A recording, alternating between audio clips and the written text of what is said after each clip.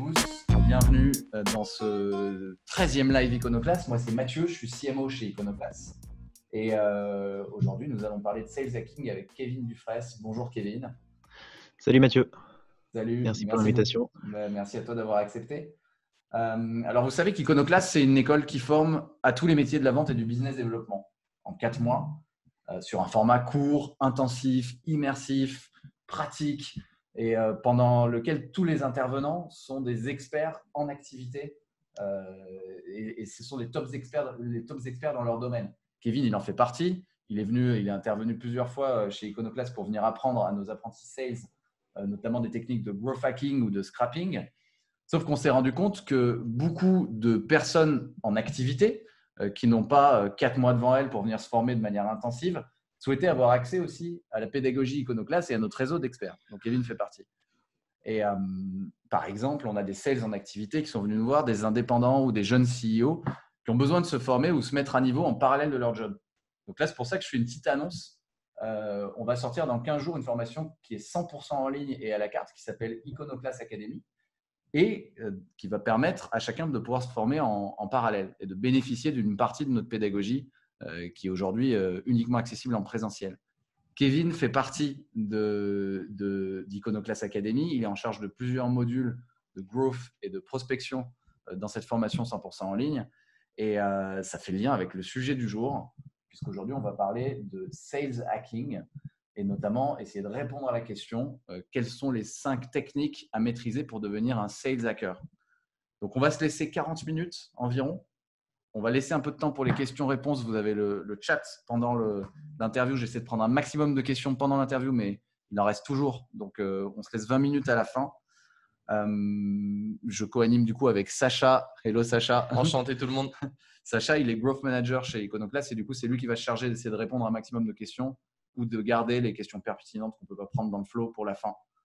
Si ça vous va, c'est parti. J'arrête de parler. Kevin, je te laisse te présenter. Ouais. Alors attends, du coup, je vais peut-être partager aussi, parce que je vous ai fait des slides. Bonjour à tous. Je vais partager mon écran. Est-ce que je peux share screen? Tac. Bon, bonjour à tous et merci en tout cas de prendre le temps de venir en live ici. Moi, je m'appelle Kevin Dufresne. Du coup, j'ai travaillé pendant plus d'1 an et demi dans l'école de The Family. Okay. Et j'ai formé aujourd'hui plus de… Ouais, pardon. J'entends un écho. Non? Non, c'est bon, c'est quelqu'un qui n'était pas muté. Bon, vas-y, okay, pas de problème. Et du coup, j'ai formé pendant plus d'1 an et demi. Aujourd'hui, j'ai formé plus de 400 entrepreneurs. Mais bon, voilà, si vous voulez aller plus loin et en savoir plus sur mon profil, n'hésitez pas à aller voir sur LinkedIn. Je ne vais pas vous embêter avec ça. Moi, ce dont je voudrais vous parler aujourd'hui, c'est d'un nouveau métier que je vois de plus en plus apparaître dans les startups que je rencontre au quotidien et les entrepreneurs avec lesquels je parle tous les jours. Et surtout, avant de continuer la présentation, surtout n'hésitez pas, parce que je me suis fait couper par la voix, c'est ça que je voulais vous dire, c'est que je déteste parler seul. Je sais que tout le monde vous le dit à chaque fois qu'il déteste parler seul, encore plus quand c'est en live. Et surtout, n'hésitez pas à poser des questions. Je pense qu'on a une équipe là d'Iconoclast qui sont au taquet pour y répondre et moi, j'y répondrai avec vraiment grand plaisir. L'idée, c'est justement de participer à ce live pour que vous puissiez aussi poser les questions que vous avez envie de poser. On va commencer par la première partie. La première chose qu'il faut faire, c'est l'état d'esprit. Et c'est pour ça que quand on parle de sales hacking ou même de gros hacking en général, et ça ne fonctionne pas très bien dans les entreprises aujourd'hui parce que on remarque que la culture ne va pas dans le sens du hacking. C'est-à-dire que dans le hacking, il faut être très familier avec l'échec. Et c'est pas forcément quelque chose, quand vous parlez à votre CEO et que vous échouez sur quelque chose, il va être un petit peu va sûrement pas être content d'apprendre des nouvelles, alors que c'est justement en échouant qu'on apprend énormément de choses. Et c'est pour ça que quand vous avez une personnalité qui est hackeuse, entre guillemets, vous allez vous allez avoir du mal à vous immiscer dans une équipe qui ne l'est pas. Donc pour ça, vous avez 3 solutions en tant que hacker quand vous arrivez dans une nouvelle équipe, parce que vous n'avez pas choisi les personnes avec qui vous allez travailler. La première, c'est de passer du temps à les former. La deuxième, c'est de constituer une équipe de grosses. Et la troisième, c'est de se former. Donc moi, c'est ce que je fais un petit peu, c'est que j'essaye d'évangéliser ces compétences-là pour faire en sorte que toute l'équipe soit des hackers. Et quand on parle de hacker, c'est pas du tout le hacker qui va craquer un site internet. C'est pas du tout ça dont on parle. On parle d'un hacker c'est une définition qui a été écrite au MIT dans les années 80, qui définit le hacker comme quelqu'un qui réfléchit avec astuce.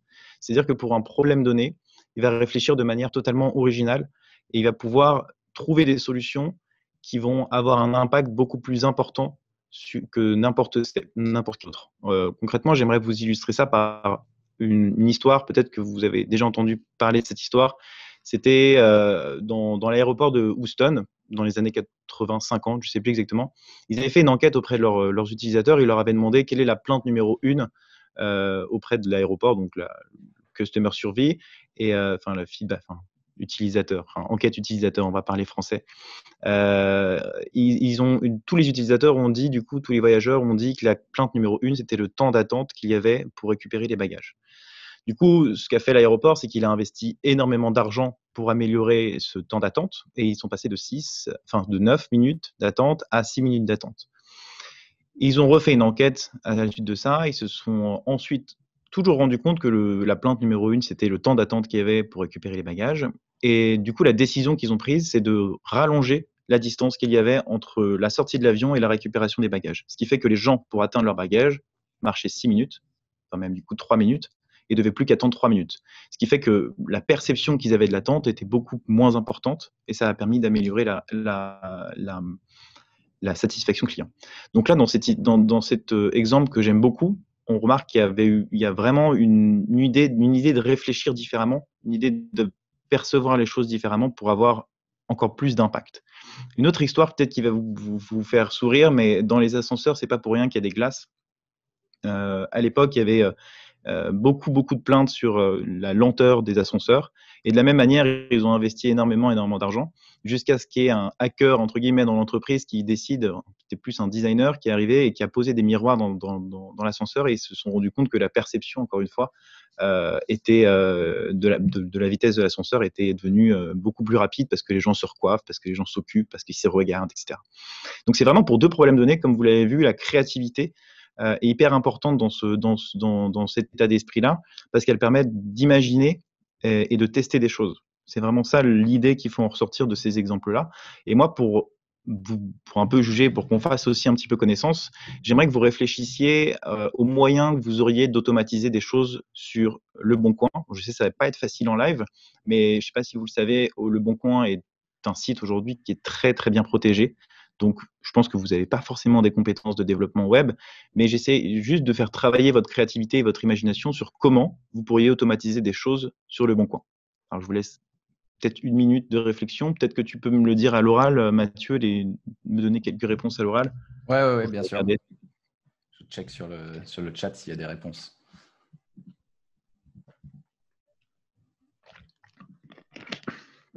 Alors, la question, c'est vraiment comment vous pourriez automatiser des choses sur Le Bon Coin. Okay. Il y a quelqu'un qui a réussi à déjouer, Olivier qui a réussi à déjouer les protections de Le Bon Coin en scrapant les annonces immobilières à titre perso. D'accord. Passer par une recherche Google que l'on automatise. Très bien. Mathias, avec Web Scrapper pour récupérer les datas, nous dit Rodrigue. Ok. Quentin, Datadom ne tient pas avec des proxys. Ok. Olivier, scrapping en Python, langage informatique, imitant un comportement humain.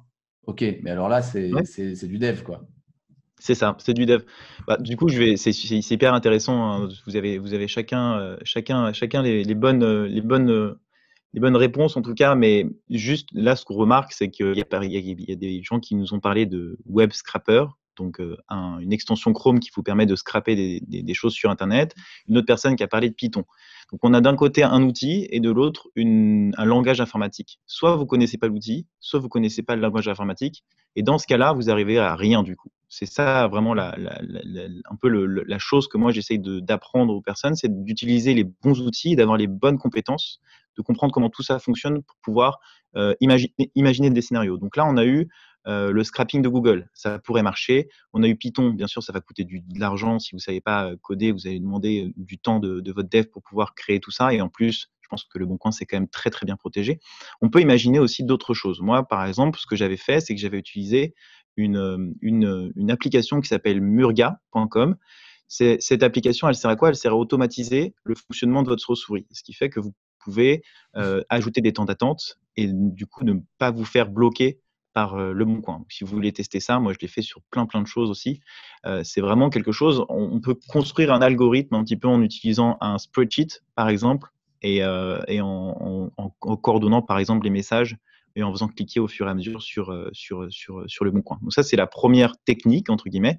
Et la deuxième technique qui pourrait être utilisée, c'est d'aller carrément embaucher des personnes. Je ne sais pas si vous connaissez Fiverr.com.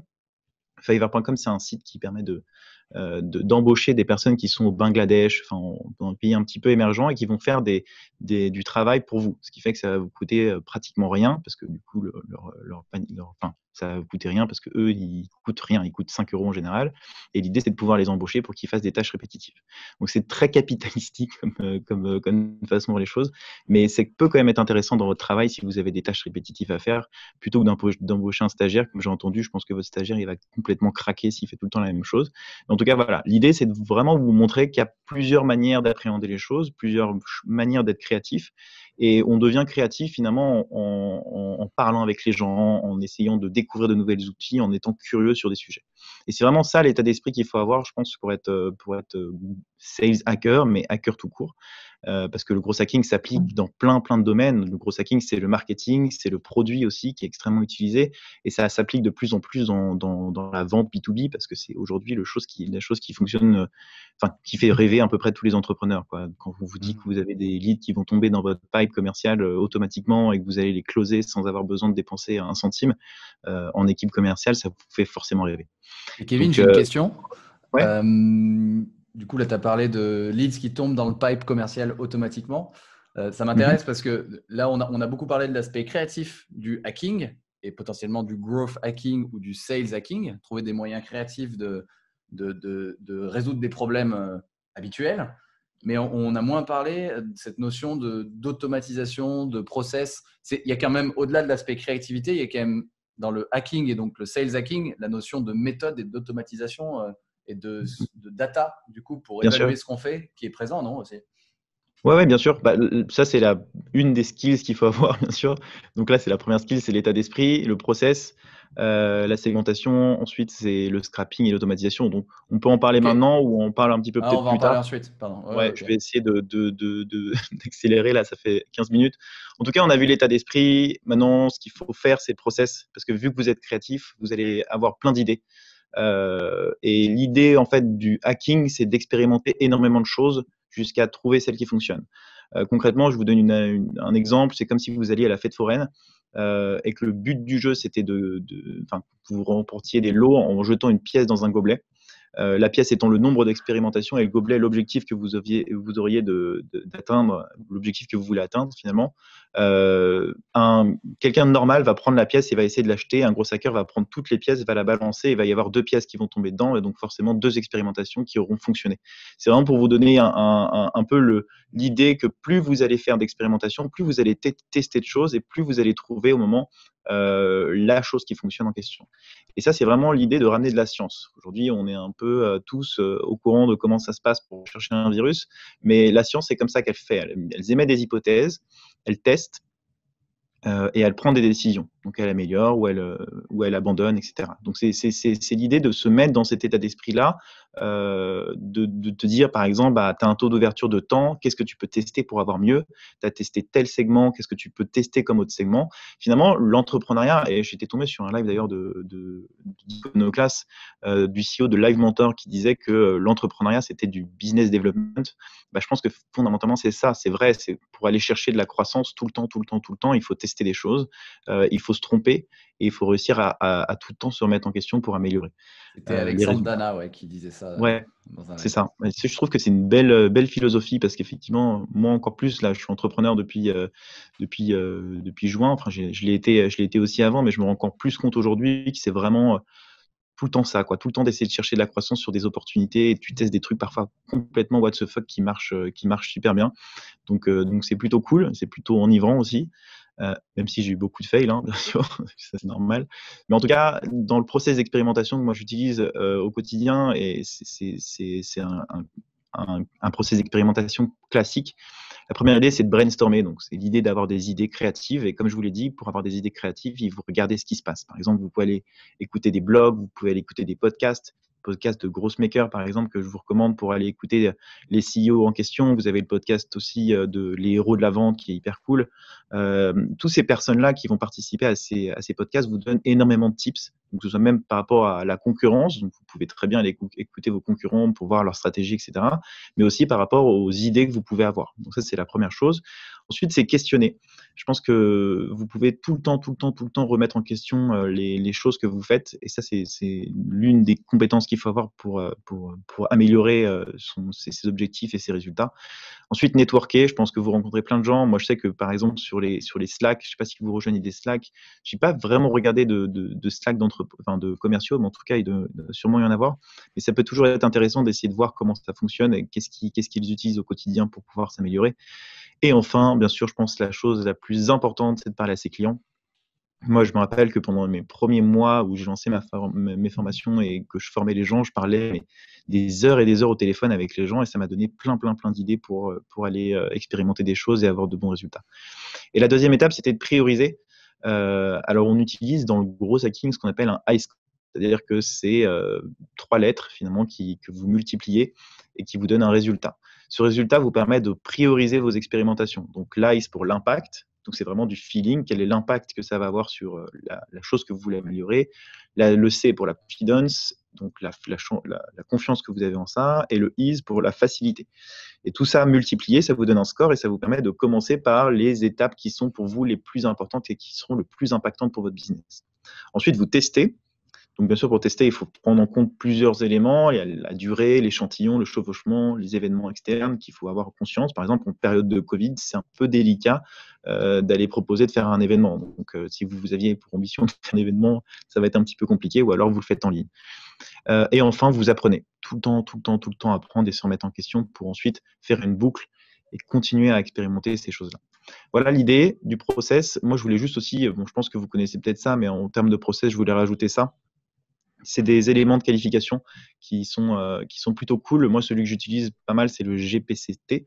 Donc, la première, c'est quand vous avez un prospect au téléphone, ça vous permet de très rapidement comprendre ses objectifs pour ensuite le closer beaucoup plus rapidement et avoir conscience de la valeur que vous pouvez lui apporter. Donc, la première question, c'est l'objectif qu'il a, donc l'objectif de l'année dernière et l'objectif de cette année, le plan d'action qu'il veut mettre en place pour l'atteindre, les challenges, donc comment vous pouvez l'aider à les obtenir. Donc, est-ce qu'il a manque de compétences? Est-ce qu'il manque de recrutement? Est-ce qu'il manque d'argent? Est-ce qu'il manque de temps?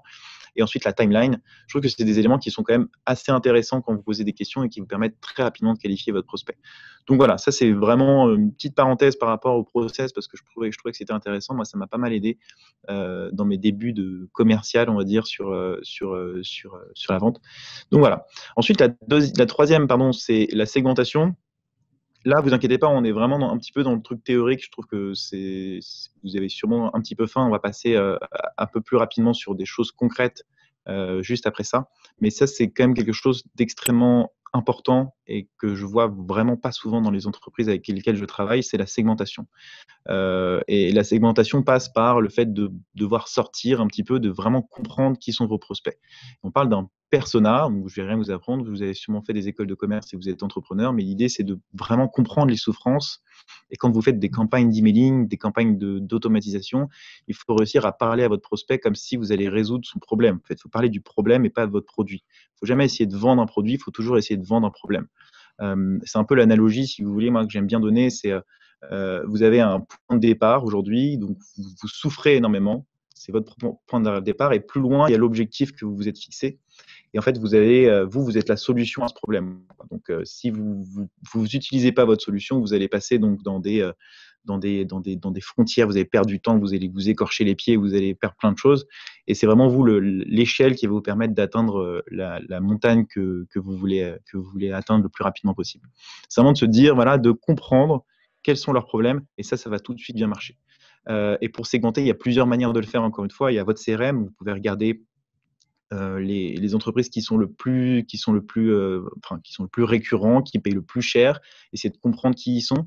Vous pouvez aller parler aussi à vos utilisateurs, passer quelques minutes au téléphone avec vos clients. Je pense que ça leur fera plaisir. Et en plus de ça, vous allez apprendre plein de choses.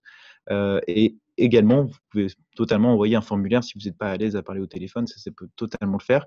Et aussi parler avec votre équipe. On sous-estime, je pense, je ne sais pas comment ça fonctionne vous en interne, mais d'aller parler au support, d'aller parler au marketing, d'aller parler même aux commerciaux, de vous donner vos avis, ça peut beaucoup aider et améliorer la productivité globale de l'équipe. Moi, c'est des questions, par exemple, que vous pouvez poser. Je pense que c'est souvent un peu le problème, et pourquoi on n'arrive pas à prendre le téléphone, c'est que c'est souvent difficile de savoir les bonnes questions à poser. Donc voilà, moi, c'est ça que j'utilise. Si vous voulez faire un screenshot, vous pouvez le réutiliser plus tard. Je ne sais pas forcément le lien ni la ressource à vous donner, mais voilà, ça peut au moins vous aider peut-être à vous donner le courage de le faire. Il y a aussi plusieurs choses que vous pouvez faire. Regarder les avis des clients, ajouter par exemple des outils qui vous permettent d'analyser les entreprises qui visitent votre site internet. Je ne sais pas si c'est des choses que vous connaissez, mais c'est par exemple ce que fait Albacross. Alors là, je quitte la page, je vous fais une démo en live. Mais Albacross vous permet d'identifier les entreprises qui se connectent sur votre site internet. Ça, c'est plutôt pratique. Ça voit aussi le nombre de connexions qu'ils font et ça permet aussi à vous, les commerciaux ou à n'importe qui, de pouvoir les attaquer et de voir qui ont visité leur site. Donc, ça utilise l'IP d'une entreprise, donc d'un réseau Wi-Fi qui est identifié et qui, du coup, se retransmet comme ça. Vous voyez, vous pouvez faire une segmentation. Ça vous aide beaucoup à regarder un petit peu qui se connecte sur votre site, qui fait quoi, etc.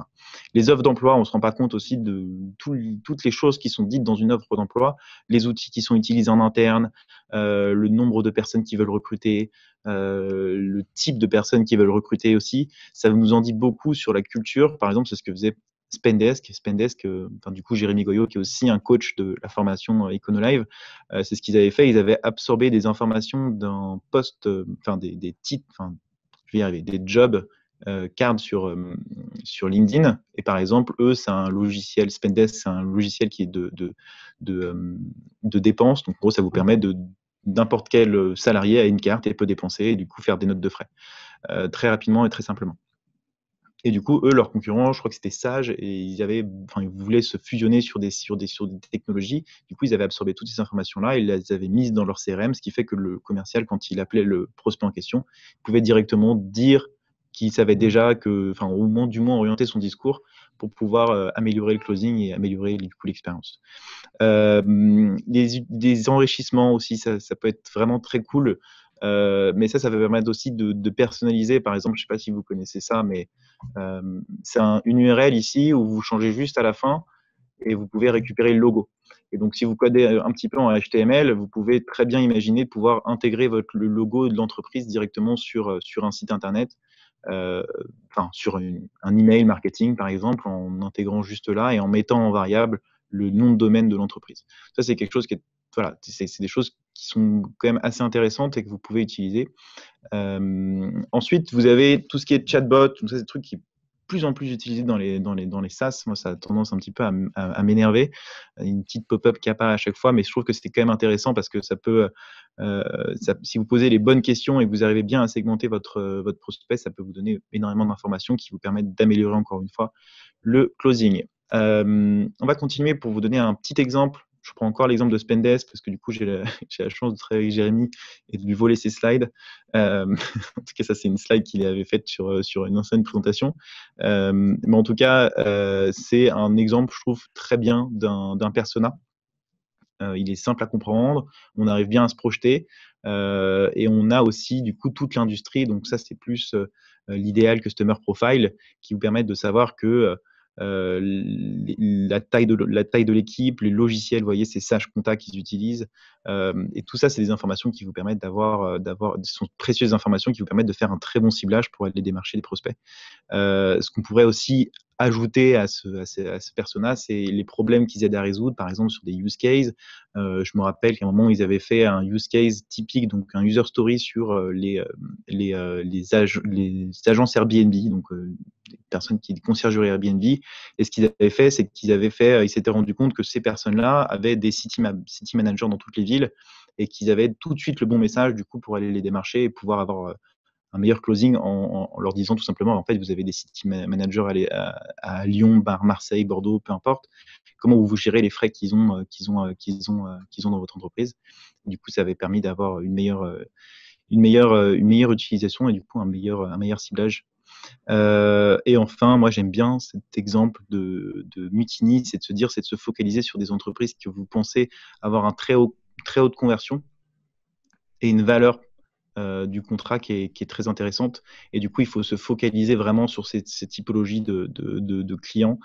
C'est un peu le concept de l'account-based marketing. C'est une tendance qui est nouvelle, qui est en train de faire ses preuves de plus en plus. C'est de se dire, de vraiment comprendre la typologie de clients que vous avez et de créer du contenu en fonction de ça. C'est-à-dire, je trouve que celui qui a très bien exécuté ça, c'est Guillaume Boubèche de Lemlist, qui est une solution de cold emailing, où il a vraiment compris que lui, sa solution, c'était de permettre à des gens d'envoyer des emails, des campagnes d'emails pour vendre des produits. Ce qu'il a fait, c'est tout simplement de se dire, je vais tester des trucs et je vais partager les choses qui fonctionnent. Parce que ça va créer de l'engagement, ça va créer de la connaissance et ça va permettre de faire de la rétention sur mon produit et de faire de la vente, du partage, du test, etc., etc. Et c'est quelque chose qui fonctionne très, très bien. Donc, vous, en tant que commercial, il faut vraiment comprendre ce que veulent attendre vos clients et leur donner pour atteindre leurs objectifs, leur permettre d'atteindre leurs objectifs. Et enfin, alors là, c'était la partie un peu plus concrète de cette intervention, c'est tout ce qui est en no-code. Il faut savoir que le no-code prend de plus en plus de place. Surtout, si vous avez des questions, là, il n'y a pas de questions pour l'instant, tout va bien? Tout va bien là. Ouais. Et okay. Sacha, je crois, arrive à répondre à pas mal de questions en live, notamment sur les outils que tu as mentionnés. Voilà. Trop cool. Comme Clearbit, etc. Alors, okay, vas-y, Kevin. Donc là en fait, on a vu on a vu mindset, process, segmentation. Et là, donc, on passe à deux parties un peu plus concrètes qui sont no-code skills et techniques de persuasion, c'est ça? Exactement. Super.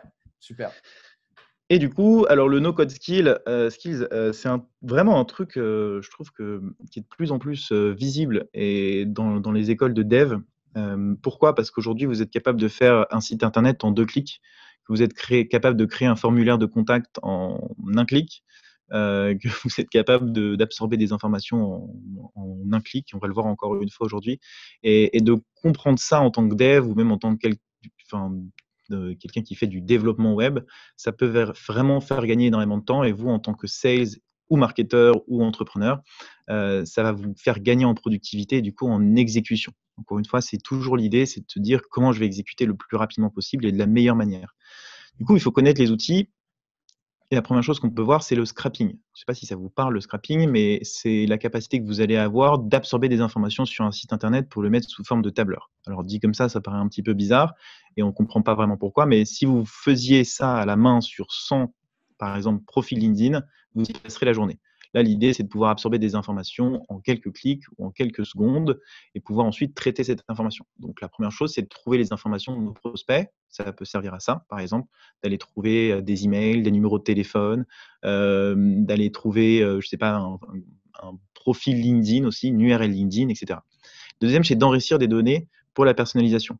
Ça, c'est typiquement un truc qu'on va voir aujourd'hui. Moi, par exemple, j'ai ciblé à un moment des entreprises qui venaient de lever de l'argent parce que je pensais que leurs équipes, et je pense toujours que leurs équipes ont tout intérêt à se former au gros hacking parce qu'ils ont du coup des enjeux beaucoup plus importants de scale et ils doivent aller beaucoup plus vite et évangéliser ce métier qui est indispensable pour moi à la réussite d'une startup. Du coup, j'ai segmenté, je suis allé absorber des entreprises parce que cette donnée n'existe pas sur Sales Navigator, donc qui est le payant de LinkedIn.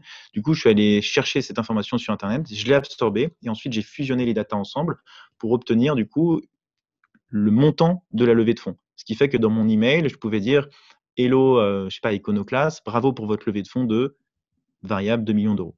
Ça, c'est hyper important et hyper intéressant aussi. Vous pouvez, comme on l'a vu avec les logos aussi, absorber. Donc ça, c'est un peu du scrapping finalement, le lien que je vous ai donné pour absorber le logo.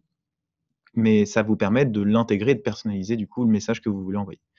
Il y a aussi préparer une automatisation. Par exemple, moi, ce que je fais et ce qui marche plutôt bien, c'est d'aller chercher des posts LinkedIn de mes concurrents ou des personnes qui parlent de formation et d'aller démarcher ces gens-là en essayant de leur proposer du contenu. Parce que s'ils like, s'ils commentent des posts, c'est que potentiellement, ils ont envie d'en savoir plus et ils ont envie d'aller plus loin. Donc, par exemple, on va faire une démo en live avec un outil qui s'appelle Instant Data Scraper. Alors, je vais faire levée de fonds. On va faire levée de fonds. C'est ça que j'avais fait. Donc là, c'est la liste de toutes les levées de fonds. Ah bah, vous voyez, Spendesk, en plus, on en a parlé tout à l'heure. C'est la liste de toutes les levées de fonds et je trouvais qu'il était plutôt bien fait. Donc là, ce qu'on a envie de faire, c'est de récupérer cette variable ici, ou même la date de la publication, donc la date de la levée, et de pouvoir ultra personnaliser le truc. Donc alors, on va retrouver sur mon truc et de le mettre dans un spreadsheet pour ensuite le mettre dans Sales Navigator. Donc là, vous voyez, je prends mon extension qui est juste là, je clique dessus, et là, vous voyez, en quelques clics, j'arrive à récupérer cette information-là. Je vais créer un nouveau spreadsheet. Du coup, je le colle. Et vous voyez, maintenant, on a bien l'information qui va bien ici. Du coup, on va pouvoir ensuite, pourquoi pas, avec Spendesk, par exemple, pouvoir faire une recherche booléenne. Je ne sais pas si c'est quelque chose qui vous parle, mais par exemple, on peut se dire, une recherche booléenne, c'est compagnie or, compagnie B, or, machin, etc. Donc, en fait, il va chercher tous les types de compagnies. Et l'idée ici, c'est de se dire, bah, OK, on a ces titres-là, comment on va pas aller chercher dans Sales Navigator? Bah, on peut essayer de construire une sorte comment dire, de recherche booléenne. Donc, par exemple, on veut une guillemet pour faire une recherche parfaite, on va dire ça comme ça. Et on fait ça, par exemple. Et ce qu'on peut faire, c'est on va l'étirer comme ça. Et ensuite, si on fait un concatenate comme ça, je ne sais pas si je vais trop vite, hein. Vous me dites si je vous ai perdu, hein.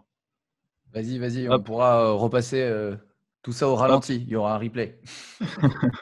OK. Et du coup, tu vois, là, ça peut vous construire, si vous récupérez ces deux choses-là et que vous les collez, vous voyez, ça fait du coup une recherche booléenne comme ça. Donc ça vous permet d'aller plus vite et de faire une recherche sur Sales Navigator, par exemple, ça peut être intéressant. Voilà. Donc vous voyez, sur des petits tricks comme ça vous fait gagner, sur des petits tips comme ça vous fait gagner énormément de temps en connaissant une formule spreadsheet et une extension Chrome. Donc ça vous aurez peut-être pris la journée d'aller le faire à la mano comme ça. Là, ça vous a vraiment pas pris beaucoup de temps. Un autre, et du coup, bien sûr, alors c'est ça que je vous disais, c'est que une fois que vous avez enrichi ces informations-là, vous pouvez les personnaliser dans l'email que vous allez faire. Donc là, en l'occurrence, moi, on a récupéré le prénom sur LinkedIn et on a pu du coup rajouter la variable ici que vous pouvez customiser. C'est une variable que vous créez dans des logiciels de cold emailing et du coup vous pouvez réutiliser le company name qu'on a récupéré là et aussi la variable du montant, ce qui fait que vous vous dites bravo pour la levée et ça fait un bon icebreaker, un bon opening pour pouvoir commencer une discussion. Vous avez d'autres manières d'enrichir de la data. Il y a par exemple Nomination qui va vous permettre de pouvoir un peu analyser les prospects qui font vos prospects qui changent de poste, par exemple. Ça va vous notifier, par exemple, Marion a changé de poste. Ça va vous notifier, on va voir l'entreprise dans laquelle elle travaille et on va essayer de closer l'entreprise dans laquelle elle travaille aujourd'hui. Ou alors, Marion participe à un événement. Par exemple, moi, en l'occurrence, là, si j'avais été potentiellement un prospect à vous, vous auriez sûrement vu que je participe à ce webinaire. Et du coup, il y a plusieurs manières de faire de la personnalisation et de l'enrichissement. Donc, il y a Nomination, il y a aussi tous les éléments de scrapping qui peuvent exister. Par exemple, là, on est sur de la technologie. Donc, je ne sais pas si vous utilisez, par exemple, vous vendez une extension qui se fusionne uniquement sur une type de technologie. Donc, par exemple, du WordPress, qui est un CMS, du PrestaShop, des choses comme ça. Vous pouvez utiliser une technologie comme Buildwith, qui va vous permettre d'identifier en une URL toutes les technologies qui sont utilisées. Et ce qui est même, il a un Facebook Pixel. Si vous vendez de la ads ou de la publicité à ces personnes-là, vous dire ouais, j'ai vu que vous faisiez de la publicité, c'est super. Vous pouvez même aller récupérer les publicités qu'ils font sur la librairie Facebook. Enfin voilà, vous avez plein de choses à faire. Ce Une que fois que tu vous veux avez de dire, la c'est data, que vous pouvez personnaliser. Kevin, Ouais, par exemple, tu veux démarcher Iconoclast, tu vas prendre l'URL d'Iconoclast, iconoclast.eu, tu le mets dans Buildwith et tu découvres avec quoi est fait notre site, est-ce qu'on fait de la pub, et du coup, tu peux nous proposer ce qu'on ne fait pas, quoi, ou de faire mieux ce qu'on fait déjà. exactement. Ouais. Super. Je vais essayer peut-être de le voir là. J'ai 36. Ah, tac. Ah. Donc là, tu vois, je vois tout ça. Je vois que vous avez le Facebook. Voilà, vous utilisez Wix. Ça, je ne savais pas. Tu vois. Exactement. Tu vois, donc typiquement, si je suis un concurrent de Wix, un WordPress ou un London, des outils qui permettent de créer des landing pages assez facilement, de savoir que tu es sur Wix et de te mettre en avant les avantages de ma solution par rapport à ta solution, Ouais, ça peut vraiment très rapidement améliorer le closing et te faire au moins te dire, bah, OK, il faut que tu me rends compte et on en sache plus. Alors ça, super. alors sur la partie de, je sais pas si c'est la gauche ou la droite, je sais pas comment ça c'est enregistré, mais en tout cas sur Snovio et Drop Contact, pour moi, c'est ceux qui permettent le mieux de retrouver des emails. En tout cas, Snovio, c'est plus à la mano. Donc, si vous visitez un profil LinkedIn, vous avez une extension Chrome qui vous permet de découvrir les contacts, les emails professionnels. Et Drop Contact, c'est un peu plus at scale, quoi. C'est-à-dire que ça va faire beaucoup plus comment dire, vous mettez des liens LinkedIn, finalement, il va un prénom, un nom, une entreprise, il va vous trouver le LinkedIn avec plein de fichiers. Et Casper École CRM, c'est pour tous les numéros de téléphone personnels. Donc là, n'en abusez pas non plus. Le cold emailing, il y a des entreprises qui se sont fondées sur ça, mais il faut vraiment, je pense, avoir des bonnes compétences pour le faire. Enfin, j'admire énormément les gens qui le font. Je pense que ça doit être très fastidieux, mais ça fonctionne quand même assez bien. Et enfin, l'automatisation, bien sûr. Je pense que c'est ça aussi qui vous intéresse. Il y a l'automatisation, ça sert vraiment à essayer d'aller chercher des typologies de clients qui vont pas beaucoup vous rapporter. Je pense que c'est important de faire un tiers, un tiers, un tiers. C'est-à-dire que le premier tiers, ça va être les entreprises qui vont pas vous rapporter beaucoup d'argent et avec lesquelles vous n'avez pas envie de passer beaucoup de temps. Le deuxième tiers, vous avez semi-automatisé parce que vous allez quand même avoir un panier moyen un peu plus intéressant. Et ensuite, dans le dernier tiers, pour moi, il faut pratiquement pas automatiser, quoi. Il faut vraiment se focus sur le premier tiers. Donc, il y a des outils qui existent, par exemple, comme Prospecting. Je pense que si vous êtes commerciaux, vous avez sûrement entendu parler de cet outil.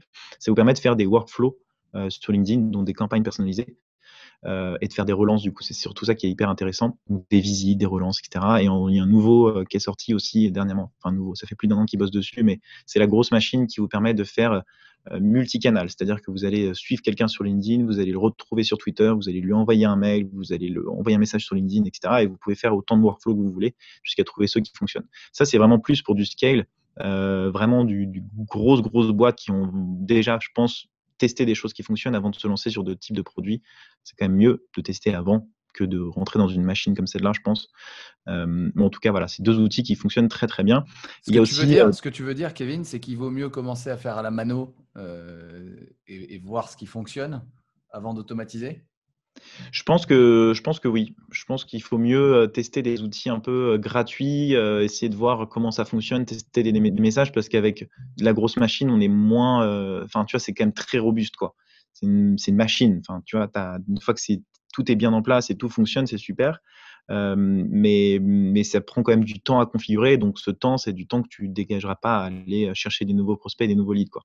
Donc, à moins que vous avez quelqu'un qui est dédié à ça, qui fait que du test, que sur ça, je pense que c'est quand même mieux de tester un peu à la mano avec des outils comme Prospecting, essayer de voir les messages qui marchent, essayer de voir les ciblages qui marchent, voir si aussi les gens sont réactifs sur LinkedIn, sont réactifs sur l'email, réactifs sur Twitter, etc. Donc ça dépend vachement de votre business.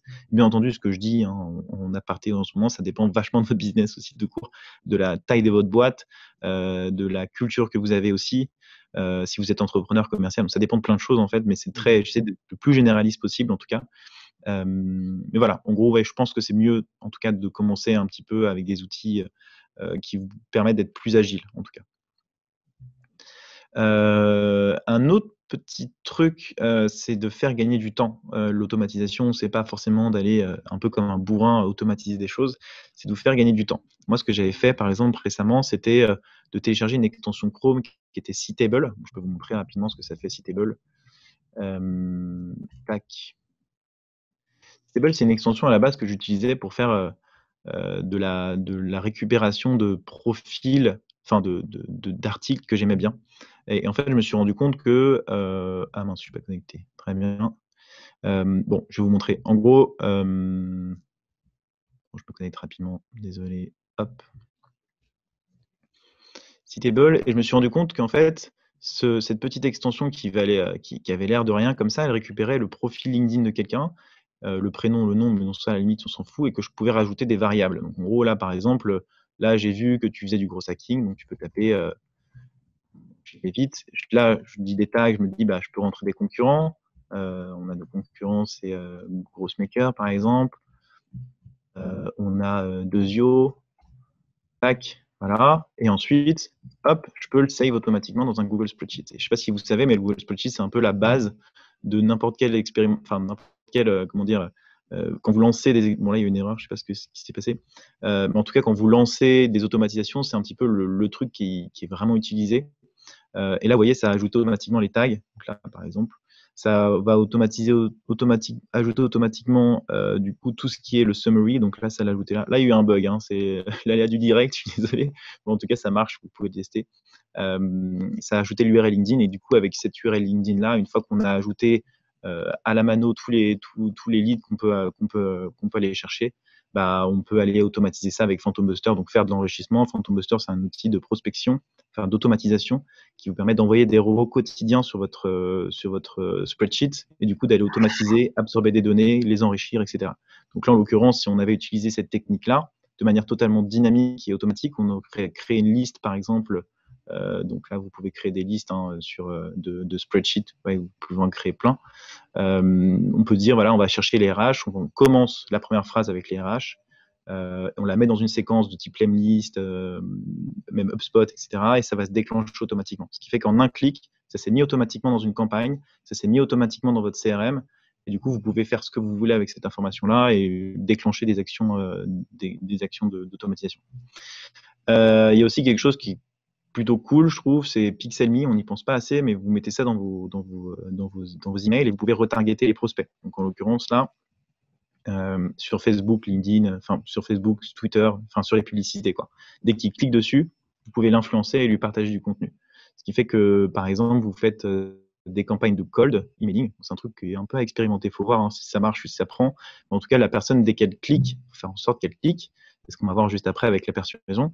Dès qu'elle clique, on va aller vite, je sais que c'est un peu tardé, mais dès qu'elle clique, elle va se faire attraper sur Google Ads, sur Facebook, sur Twitter, etc. Donc du coup, ça peut vous permettre, vous, d'accélérer le closing et de vous montrer un petit peu partout dès qu'elle a cliqué sur le lien. On va du coup finir sur la persuasion, on va aller vite, promis, Mathieu. Je ne sais pas combien de temps il me reste, il me reste 15 minutes. Ouais, bah c'est parfait. Prends 3 minutes peut-être sur la persuasion, et après on prend les questions. Ouais. Alors la persuasion, c'est quelque chose que moi pour lequel je suis vraiment passionné. Il y a la première chose que je voulais vous montrer, c'est la motivation. J'ai fait d'ailleurs un post sur ça avant-hier pour faire la promotion de ce webinaire. C'est BJ Fogg qui avait dit ça, et c'est un peu la réflexion qui a incité le CEO d'Instagram à créer Instagram. C'est-à-dire que pour prendre une décision, il y a 3 facteurs qui rentrent en compte. Le premier, c'est la motivation. Est-ce qu'elle est basse ou elle est haute, et la facilité. Est-ce qu'elle est dure ou elle est facile? Et enfin, vous avez le déclencheur. Le déclencheur, c'est qu'est-ce qui va vous pousser à le faire? Et ensuite, du coup, on se positionne, par exemple, si vous faites vos campagnes d'emailing et qu'à la fin, vous mettez oui, est-ce que vous avez des disponibilités? Même si le mec, il est motivé et qu'il a envie de vous rencontrer, c'est difficile. Parce qu'il faut qu'il ouvre dans son agenda, qu'il a cherché ses disponibilités, qu'il vous en envoie un, etc., etc. En revanche, si le mec vous dit, bah ok, moi maintenant j'ai fait un Calendly, ça t'engage en rien, c'est gratuit, etc. Il reste plus beaucoup de place, c'est une offre exclusive. Là, le mec, c'est très facile à faire, mais en revanche, sa motivation, elle est peut-être faible. Parce que vous n'avez peut-être pas été suffisamment convaincant, mais en tout cas, c'est facile à faire, quoi. Ça prend 2 minutes, où vous êtes vraiment dans le créneau. Vous savez, les commerciaux font souvent ça. Ils vont, oui, je passe comme par hasard dans le 17e, est-ce que vous êtes en bas de votre immeuble pour qu'on prenne un café? Ben voilà, là, le mec, il est peut-être pas motivé, mais c'est tellement facile qu'on va le faire. Et enfin, il y a ce positionnement-là qui est le plus important. Et ça, je pense que quand vous faites des campagnes de cold emailing, il faut y penser. C'est de se dire, c'est comment est-ce que je peux le motiver au maximum pour avoir un déclencheur qui lui plaise et lui faciliter au maximum le travail pour qu'il prenne la décision. Ça, c'est les compétences du gros hacker en général. Donc, comme on l'a vu, c'est de la créativité, de la matrix, des connaissances d'outils ou de code et d'automatisation et de la psychologie. Et du coup, sur la psychologie, j'aime bien parler des biais cognitifs. Je ne sais pas si vous savez, mais il y a quelque chose comme 180 biais cognitifs dans votre cerveau qui vous incite à prendre des décisions. Par exemple, le fait de ne pas avoir conscience qu'on a des biais cognitifs est un biais cognitif en lui-même. Mais moi, j'aime bien, par exemple, celui du biais de confirmation. Donc là, je vais vous présenter celui-là. C'est le biais, c'est quand vous parlez à quelqu'un et qu'il est d'accord avec vous, essayez de le faire avec vos potes, vous allez voir.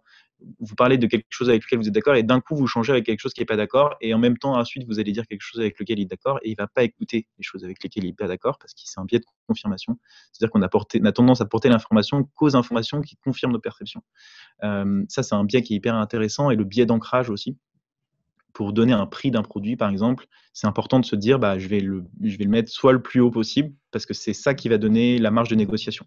Dès que vous ancrez dans la tête de quelqu'un, voilà, c'est 1 000 euros, et ben là, c'est à la suite de ça qu'on peut négocier. Mais ça peut c'est aussi 2 000. Mais la marge de négociation, elle est différente dès qu'on fait un biais d'ancrage. Donc, intéressez-vous à ça. Je pense que ça peut vraiment vous intéresser, enfin, vous aider à améliorer vos closings et vos ventes, et même dans la vie de tous les jours. Hein, si vous avez une copine ou vos potes, vous pouvez totalement les influencer, les manipuler. Et enfin, il y a les biais de persuasion. Qui a un livre qui s'appelle Persuasion d'ailleurs, qui en a parlé, et je trouve que c'est vraiment aujourd'hui ce qui définit la réussite d'une startup.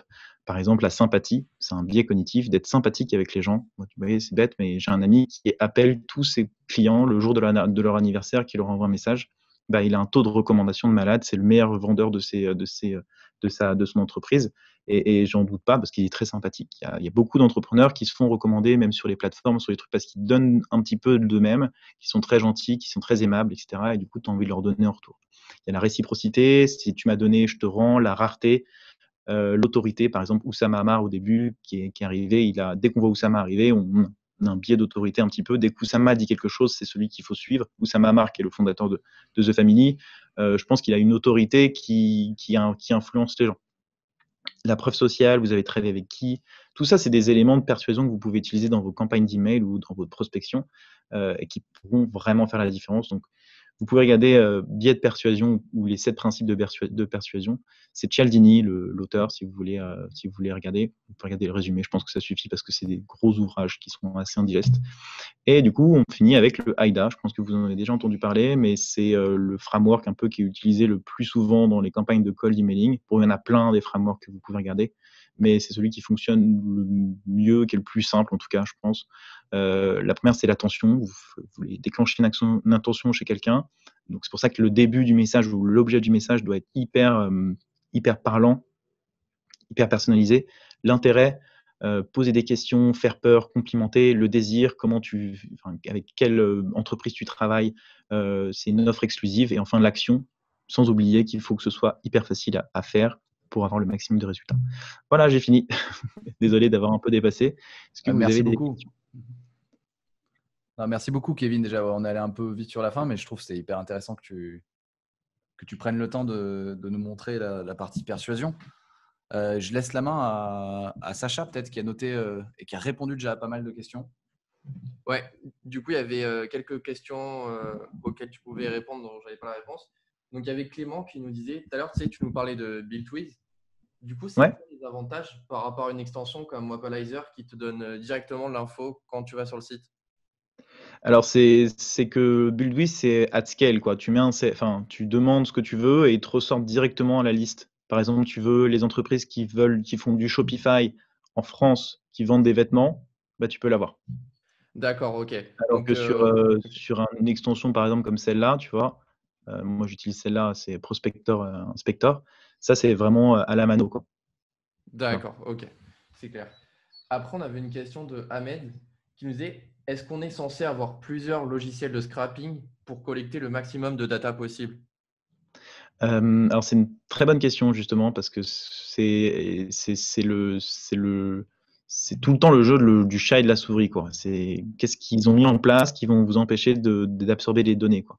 Et parfois il y a des sites qui sont vraiment durs à absorber, parfois vous n'allez pas y arriver, donc je pense qu'il faut télécharger le maximum d'outils et de tester pour voir si ça marche, quoi. C'est un petit peu Ouais. comme ça. Parfois un coup de chance sur un truc con, mais enfin je sais pas, ça va peut-être pas vous parler, mais sur un import XML qui est une formule sur Excel. vous pouvez aller absorber des informations que vous n'avez pas réussi à absorber pendant 1 heure. Aussi, il y a des choses que vous pouvez essayer de réfléchir. En fait, c'est un peu, on ferme la porte, on ouvre la fenêtre.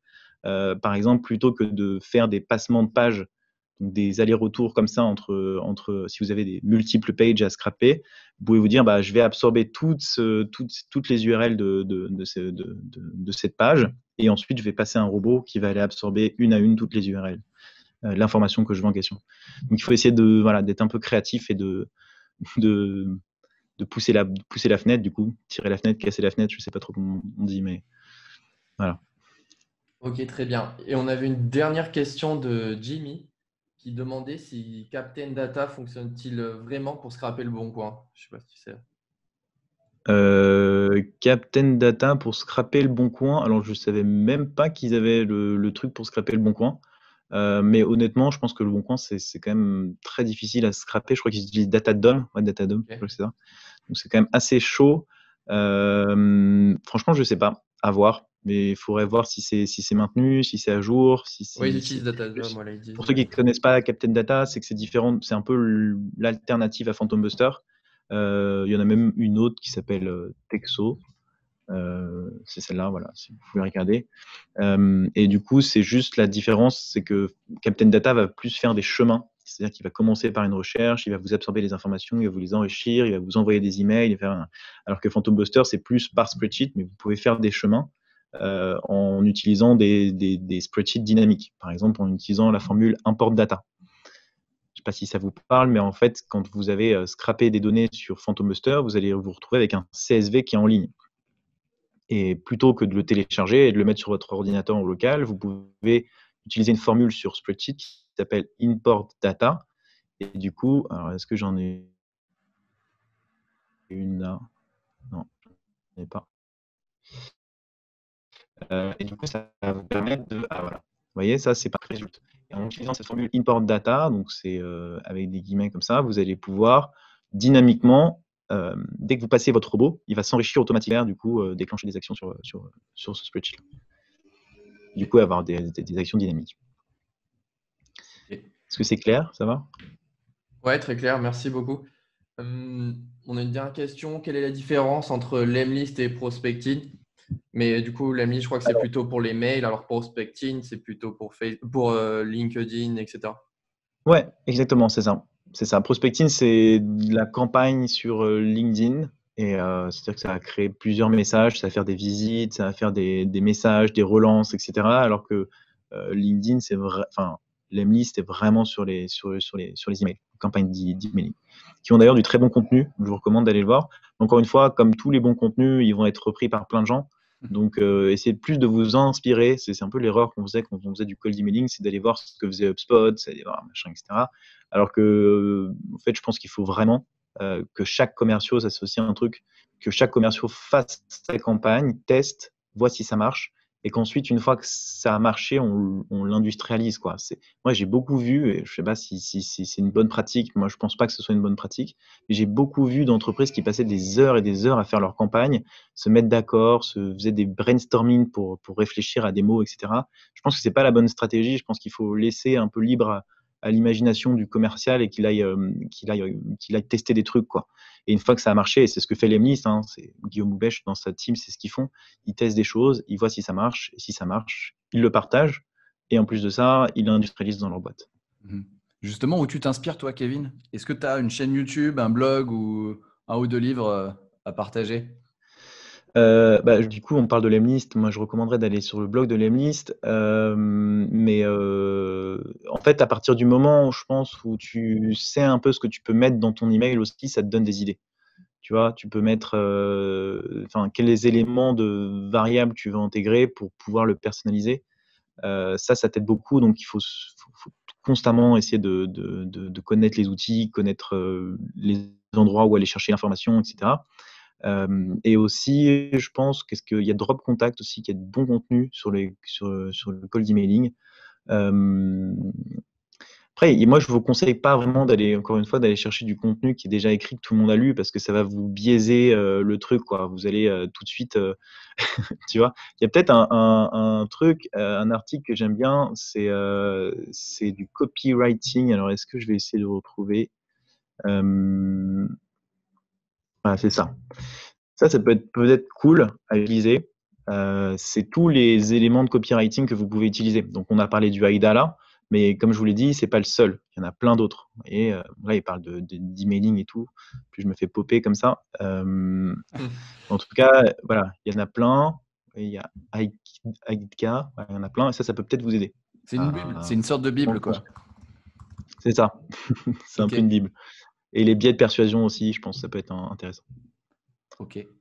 Bah, super. Écoute, si on fait un petit récap, parce que je crois qu'il y a eu aussi des questions de gens qui sont arrivés en cours. Tu as parlé du mindset, donc de l'état d'esprit du sales hacker.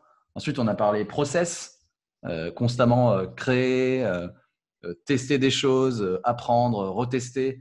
Et pour tester plein de choses, il faut savoir prioriser. Tu as parlé de ICE pour prioriser ses tâches. Tu as parlé aussi de segmentation, de comment tu segmentes tes prospects, bien sûr en faisant un focus sur ceux qui peuvent le rapporter le plus pour toi. Tu as parlé aussi de no-code skills parce que scraper, hacker, c'est cool, mais en fait aujourd'hui c'est accessible à tout le monde en fait, sans avoir de skills en développement web notamment. Et on a terminé sur les persuasion skills avec donc les compétences en persuasion. Et tu as donné 2-3 biais cognitifs qui sont vraiment intéressants à utiliser directement dans des emails notamment ou directement en rendez-vous. Est-ce que tu as un mot pour conclure, Kevin ? J'espère en tout cas que ça vous a plu parce que je pense que vous avez faim. Moi, en tout cas, si vous avez d'autres questions, n'hésitez pas à venir me parler sur LinkedIn. Je réponds très souvent. Même si vous voulez échanger par téléphone, il n'y a aucun problème. Je le ferai avec plaisir. Et puis voilà, hein, de toute façon, tester des choses. Et puis c'est comme ça que vous allez y arriver. Et en tout cas, merci d'être resté jusqu'au bout pour ceux qui sont encore là. Et puis je vous souhaite une bonne journée du coup. Merci à toi, Kevin. Merci à vous aussi, Iconoclast, de m'avoir invité. Et puis et du temps, du coup du professionnalisme aussi de ce live. Ah, c'était parfait, c'était hyper dense, donc il y aura un replay. Et merci à toi, Kevin. C'était top. Merci beaucoup. Merci à tout le monde. Bonne journée à tous. Bonne journée. Salut.